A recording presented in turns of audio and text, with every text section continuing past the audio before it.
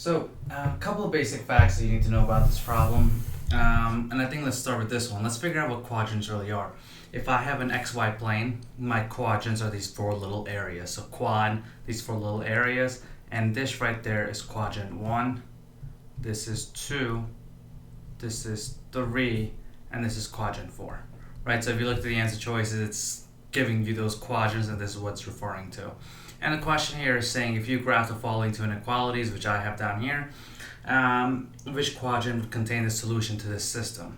So best way to do this problem is let's just graph it out. Let's graph it out. I'm going to erase these 1, 2, 3, just so we can get this out of the way. And when you graph inequalities, it's really just like graphing your y equals mx plus b. And let me write that down too. So ignore your less than or equal to sign. So ignore these signs for now and just pretend there's an equal sign there. And your m will be your slope, and your b will be your y-intercept.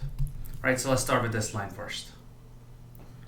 So -2, that's my y-intercept, so let's graph that there. And then my rise is 3, 1, 2, 3, and the run is 1. Then 1, 2, 3, and the run is 1. 1, 2, 3, and then run's 1. And then if I would go this way, 1, 2, 3, the run is 1, 1, 2, 3, and then run somewhere around here, right? So now, I know I have the luxury of a ruler here. On the test, you can obviously just freehand it, but just for making this a little bit neater, let me see if I can do it this way. So we know that this line will go something like that, right? All right. Now, did I do something wrong here? I did. And if you identified it, cool, good for you. The line is going to be a dotted line. I don't think that really matters in this problem, but just, and the reason it's going to be a dotted line is see how it's a less than sign or a greater. Whenever you have a less than or a greater than sign, you're always going to have dotted lines. And that's what I have here. And if I have a less than or equal to or greater than or equal to, you're going to have a solid line, which is what I had drawn at first. And now let's figure out what we need to shade. See how that's saying the y values are less than the line.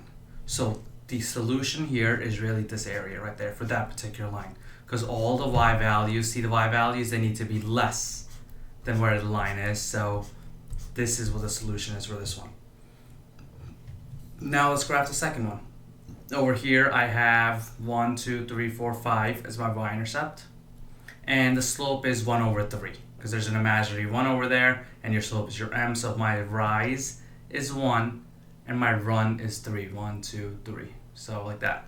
My rise is 1, run is 3, 1, 2, 3. So somewhere around there. And if I were to go this way, 1, 1, 2, 3, and then 1, 1, 2, 3. So this one's going to be, let me bring that ruler out again. Let's see if we can do this. So this, and this thing can get a little fancy sometimes. And there you go. All right. So there's that line right there, and this will be a solid line.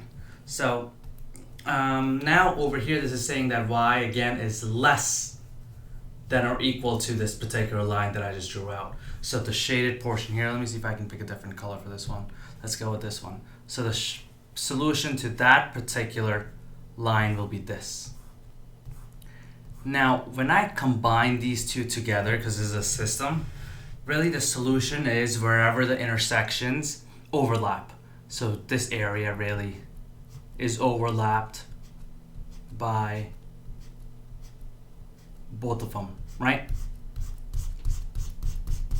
Hopefully this is not getting a little trippy. So wherever that red is, that's where both of the equations meet each other. And that's where the solutions will be to both of these inequalities because they overlap there. So remember, this was my quadrant 1 over here. This was 2. This was 3. And this was 4.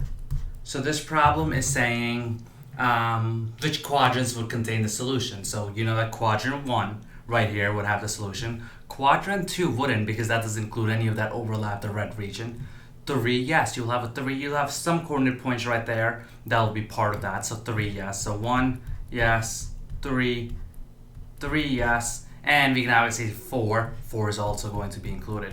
So that makes my sum. Now I'm going to look for 1, 3, and 4. And that will be answer choice B. Once you understand how to graph these, inequalities should be a piece of cake for you. this is just an equal sign. This is just an equal sign. Don't worry about it at first when graphing it. Just graph it just the way you would graph y equals mx plus b. And then figure out what it's saying about the y value. Over here it's saying all the y values are less than the line. That's why I shaded it down here. Over here it's saying all the y values are less than that line. So again, it became below that line. And then I figured out what the overlapping positions were. And wherever it overlaps, that's where the solution is to the system inequality. Makes my answer B here.